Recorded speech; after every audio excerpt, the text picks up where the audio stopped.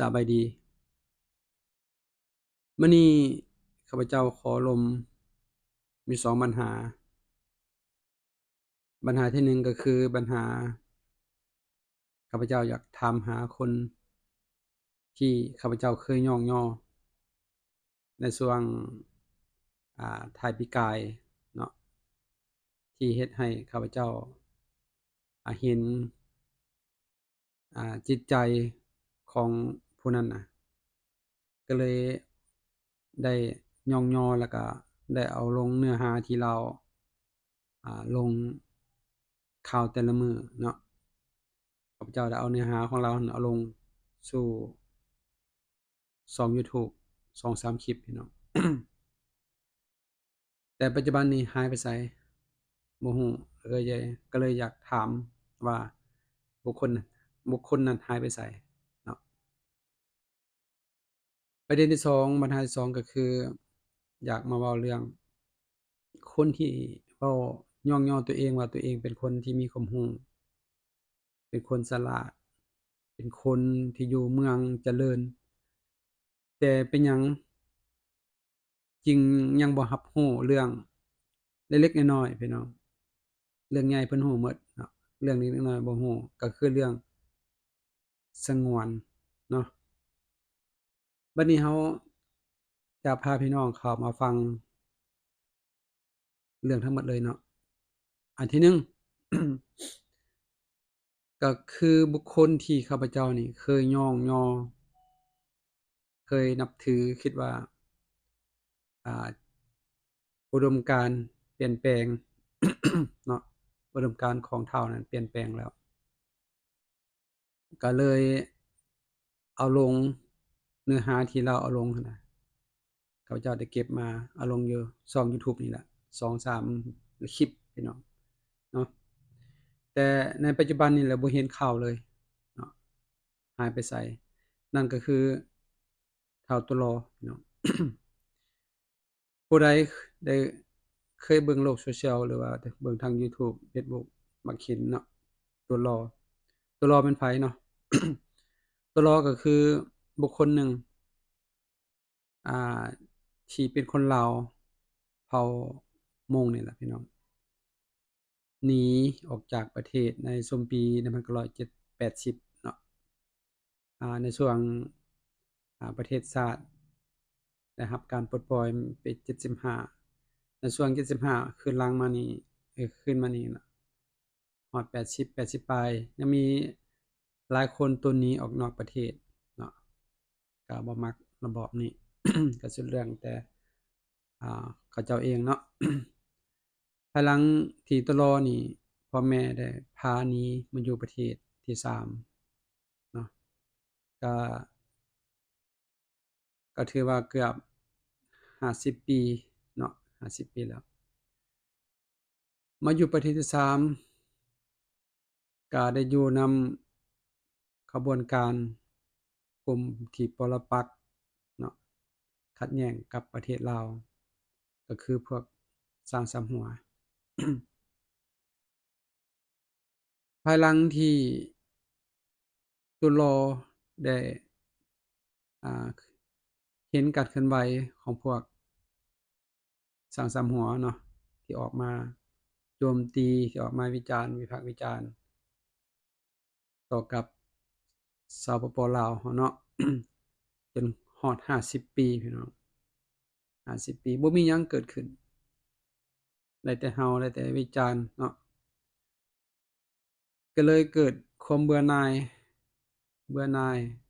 ต่อระบอบนั้นเนาะต่อพวกตัวเองว่าซั่นซะเนาะพวกลาวสร้างสามหัวก็เลยออกมาวิพากษ์วิจารณ์คืนโต้เถียงคืนกับพวกดังกล่าวนั่นแหละเนาะเถียงไปๆมาๆแต่เฮาเบิ่งแล้วก็คือว่าโอ้ตลอนี่เปลี่ยนอคติมีอุดมการณ์มาทางประเทศชาติแล้วเนาะข้าพเจ้าก็เคยย่องย่อแล้วก็ได้เอาเนื้อหาที่ตลอหั่น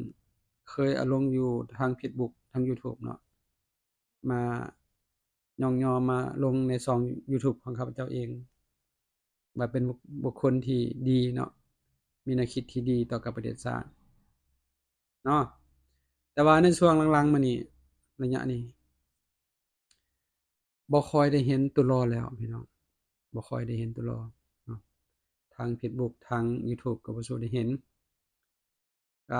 ราได้เห็นทาง YouTube ทาง Facebook เนาะก็ชื่อตัวรอคือกันแต่ปัจจุบันนี้เนื้อหาดังกล่าวหั้นได้ผิดเพี้ยนได้กลับคืนมาวิพากษ์วิจารณ์ประเทศสปป.ลาวคืนอ้าวเบิ่งไปเบิ่งมานี่มันแม่นตัวรอคนเดิมบ่หรือว่าตัวรอปลอมเนาะก็เห็นหลายเนื้อหาที่พวกแก้วเอาลงเพราะว่าชื่อตัวรอแท้เนาะก็ถือว่าหันแนวคิดคืนอยู่กับพวกสร้างสำหัวคือเก่าพี่น้องบัดนี้ข้าพเจ้าก็เลยอ่าสงสัยแล้วก็คิดตัวรอนี่แม่นแท้บ่ตัวรอแท้บ่เนาะก็เลยขอถามคืนว่าตัวรอนี่หายไปไสเนาะผู้ใดเคยเข้าในช่องอันน่ะเบิ่งในช่องยูทูบของข้าพเจ้าก็รู้แล้วก็คอมเมนต์มาได้เนาะว่าตัวรอหายไปไสคือบ่เห็นออกมาวิพากษ์วิจารณ์พวกอันน่ะกลุ่มของตนเองแล้วเนาะอืม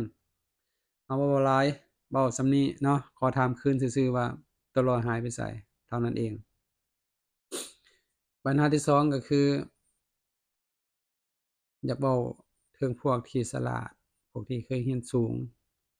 พวกที่เรียนสูงมาแล้วเนาะแล้วก็เคยอยู่ประเทศที่ศรีวิไลย์แต่เป็นหยังจึงบ่รับรู้เรื่องคำว่าสงวนเนาะสงวนก็คือมันมีลิขสิทธิ์เนาะมีลิขสิทธิ์หรือว่าเป็นของของที่ต้องห้ามเนาะเว้าง่ายๆก็คือประเด็นก็คือมีคนลาวห่างจากนี้ประมาณอยู่30 ปีที่ข้าพเจ้าเคยเห็นแล้วก็ไปค้นหาเหตุการณ์ดังกล่าวบ่เห็นพี่น้องเหตุการณ์ดังกล่าวบ่เห็นเหตุการณ์ก็คือคนลาวพื้นที่อื่นที่เดินทางไปอุดมไซเนาะแล้วไปเห็นป่าดงตัวหนึ่งที่อ่าอุดมสมบูรณ์เนาะมีหน่อไม้มีพืชผักต่างๆก็เลยพากันเข้าไปหาหน่อไม้อยู่เขตนั้นแต่บังเอิญถูกเจ้าหน้าที่กองร้อนบ้านเขาเจ้ายึดจับได้เนาะแล้วก็ถูกปรับใหม่แล้วผู้เกี่ยวก็เอาลงสู่เฟซบุ๊กว่าการหาหน่อไม้นี่มันผิดบ่เนาะเป็นหยังจึงจับกันเป็นหยังจึงปรับใหม่กันบัดนี้พวกที่เอิ้นว่าแมวมองเนาะแมวมองอยู่ต่างประเทศพวกที่มีแนวคิดปรปักษ์ต่อกับสปป.ลาวเขาเจ้าพยายามที่สุดเลยพี่น้องซอกหาจุดอ่อนเนาะซอกหาจุดอ่อนจุดที่มันหล่อแหลมเพื่อเอาปัญหาดังกล่าวหั้นมาเป็นปัญหาด้านการเมืองเพื่อโจมตีสปป.ลาวเราเนาะแล้วก็เห็นคลิปดังกล่าวหั้นก็เลยเอามาเป็นประเด็นเพื่อมาวิพากษ์วิจารณ์มาโจมตีสปป.ลาวว่าเป็นประเทศคอมมิวนิสต์เป็นประเทศเผด็จการประชาชนอยู่ยากว่าซั่นเนาะหากินหยังก็บ่ได้คันไปหาหน่อไม้ก็ยังถูกจับถูกปรับใหม่แล้วประชาชนจะอยู่ได้แนวใดเนาะวิพากษ์วิจารณ์กันไปก็หึ่มเลยพี่น้องเนาะบางคนก็ออกมาโต้ตอบบางคนก็เชียร์ไปนำกันแล้วท่านคิดบ่ว่าเป็นหยังเขาเจ้าจึงยึดเขาเจ้าจึงปรับใหม่เนาะก็ย้อนว่าเขตนั้นเป็นเขตป่าสงวนพี่น้องแต่ก่อนนี่แต่ละบ้านหมู่บ้านนี่ก็จะมักเฮ็ดเป็นเขตสงวนของบ้านเพื่ออนุรักษ์เขตธรรมชาติเขตนั้นเนาะให้มันคงอยู่ให้มันเจริญพันธุ์ให้มันอุดมสมบูรณ์บ่ให้มันสูญพันธุ์บ่ให้มันสูญหายบ่ให้มันเป็นปลาเหล่าปลาโคกแบบนี้เนาะป ป่าหัวโล้นฉะนั้นเพิ่นจึงอนุรักษ์ไว้ทุกๆคนก็ต้องปฏิบัติเนาะบ่แม่นแต่ป่าไม้ห้วยห้องคลองบึงบางเขตนี่เพิ่นก็อนุรักษ์ไว้เป็นรักษาแม่น้ำรักษาป่าเนาะให้กับหมู่บ้านเขาเจ้าให้อุดมสมบูรณ์ผู้ใดอยากกินอยากทำมาหากินก็ต้องได้ขอความเห็นจากการจัดตั้งบ้านเนาะเพิ่นอนุมัติแล้วก็จังหากินได้เนาะแต่ว่าอันนี้ อ่าเจ้าบ่ฮู้กฎระเบียบของบ้านเขาจะไปละเมิดเนาะไปหากินเขตนั้นถูกกองร้อนบ้านเขาจับเขาปรับไหมก็ต้องยอมรับพี่น้องเนาะกฎระเบียบก็คือกฎระเบียบกฎหมายคือกฎหมายเนาะมันบ่แม่นแต่อยู่ประเทศเฮาที่เฮ็ดแบบนี้ประเทศใดก็ที่เขาเจริญที่เขาพัฒนาบ่ว่าแต่ประเทศลาวเขาเจ้าก็ยังมีเขตสงวนเนาะ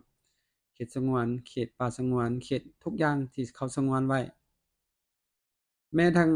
สัตว์สรรพสิ่งเขาก็ยังสงวนไว้อย่ามันจะสูญพันธุ์เนาะ ผู้ใดทำร้ายผู้ใดเอามาเป็นสินค้าต่างๆก็เจ้าก็ยังสืบจับเฒ่าหาปรับไหมพี่น้องเนาะให้เขาเจ้าแบบนั้น บัดนี้เรามีเรื่องที่มาสมเทียบก็คือบางมะม่อมานี่เนาะคนลาวเรานี่ไปออกเฮ็ดงานอยู่ต่างประเทศก็คือประเทศเกาหลีเผลอๆก็พากันไปหาหน่ออยู่เขตป่าไม้ของเขาเจ้า ก็ถูกเจ้าหน้าที่ของเกาหลีก็จับปรับใหม่ดีบ่ดีหนักเดะพี่น้องหนักกว่าประเทศลาวเนาะหนักหนักกว่าประเทศลาวระเบียบกฎหมายของบ้านเมืองเขาเนาะเห็นบ่พี่น้องแต่ว่าข้าพเจ้าบ่ได้ค้นมาเพื่อเอาลงในซองตัวนี้เนาะเพื่อเนี่ยเอาลงในคลิปตัวนี้เนาะแล้วมันเรื่องที่2ก็คืออยู่ประเทศไทยเองในเดือนนี้เองเนาะเดือน4ปี2026นี่เนาะจังหวัดน่านเขตอุทยานแห่งชาติอยู่จังหวัดน่าน คนเฒ่าเขาเจ้าเข้าไปป่าเนาะเพื่อไปแย่ไข่มดแดงเอามากินซื่อๆน่ะก็ยังถูกเจ้าหน้าที่อุทยานป่าไม้เขตนั้นเนาะจับปรับใหม่นี่พี่น้องก็มีหลายคนอยู่ประเทศไทยเขาเจ้าก็เอาลงเนาะสู่โลกโซเชียลว่ามันสมควรบ่คันไปแย่ไข่มดแดงมากินซื่อๆก็ยังถูกจับปรับใหม่พี่น้องเอ้ย บ่แม่นธรรมดาว่าเรื่องสงวนเนาะว่าเรื่องสงวนอย่าสิเว้าแต่ประเทศลาวเลยพี่น้องเอ้ยประเทศใดก็ต้องมีคือกันเนาะ